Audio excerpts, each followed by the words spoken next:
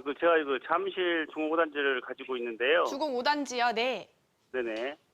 지금 이게 단기간에 가격 전망을 좀 알고 싶어요. 혹시 언제부터 가지고 계셨을까요?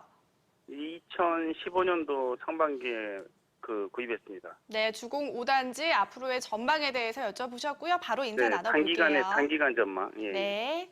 네, 여보세요? 네네, 안녕하세요. 네, 이런 말씀 드리면은 어떻게 네. 생각할지 몰라도요. 네네. 솔직히 단기간 전망에 대해서 저도 자신이 없습니다. 예. 왜 그러냐면은, 네네. 자, 지금 가격을 갖고 있는 사람 입장에서 생각해 보십시다. 지금 가격이 떨어지지는 않고 있잖아요. 예, 예. 그리고 또 돈은 풀려나가고 있잖아요. 네네. 그리고 또 2주택, 3주택에 대한 부담이 있으니까 똘똘한 한 채를 갖고 싶잖아요. 그 다음에 또 하나, 얘는 재건축이 되면은 좋아질 수 있다는 건 누구나 다 알고 있잖아요.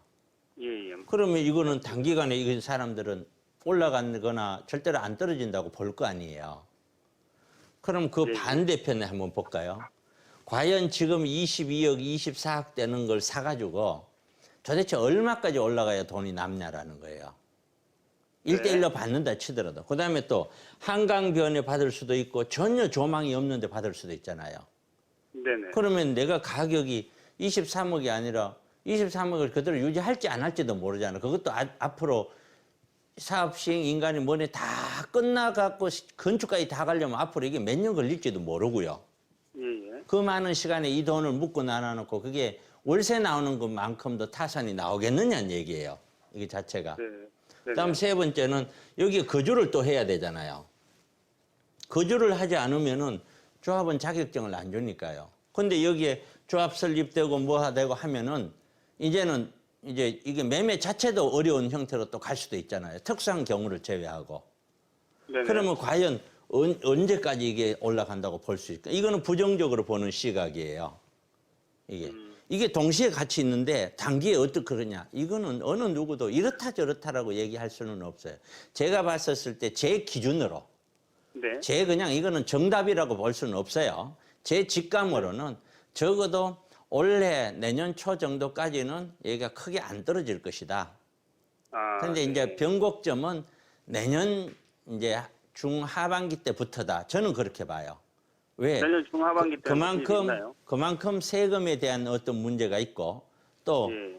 원래 지금 팔았을 때 내년에 팔았을 때의 세금 자체가 틀려지는 분야가 또 존재를 하고요. 네네. 그렇기 때문에 이제 그 이만한 돈을 가지고 전부 다 돈을 넣어야 또 거기에서 그걸 대출이 되는 것도 아니고요. 예. 현금을 다 23억을 갖고 있는 사람이라야 23억짜리 살 거 아니에요. 이게. 예. 과연 그런 사람들이 30대에서 40대에서 가능한 얘기냐. 네. 지금 여기에 제가 판단했었을 때는 과거에부터 미리 사놨는 사람을 제외하고는 제가 보는 눈에는 그래요. 적어도 60 전후 되는 사람이라야 이 정도 자산도 좀 있고 평생 동안 자산을 굴러와서 가능성이 있지. 20대, 30대는 제가 판단할 때는 이건 살 수 있는 여력이 아니라고 저는 보거든요. 네, 네, 네. 그러면 세월이 지나면 지날수록 누가 살 거냐? 나이 든 사람이 계속 이걸 살 거냐? 네. 기타 등등으로 보면은 그거 가격이 불가피하게 어느 정도 조정이 돼줘야 되지 않느냐. 예. 세금 문제가 같이 있는데 또 네. 앞으로 가격이 계속해서 안 올라가거나 이렇게 떨어지지 않고 있다. 그럼 국가는 또 가만히 있겠어요? 또 세금을 그만큼 뭔가를 끄집어내서 또 올리겠어. 네. 가만히 있지는 않을 거 아니에요. 부자 정세를 할 수밖에 없어요. 왜냐하면은 전 세계가 경기를 살리기 위해서 코로나 등등으로 해서 경기를 살리기 위해서 경기를 살린다는 뜻은 GDP를 늘린다는 뜻인데 GDP를 늘리려면은 소득과 소비와 투자를 늘려야 돼요. 소비 투자를 늘리기 위해서는 돈을 풀어야 돼요.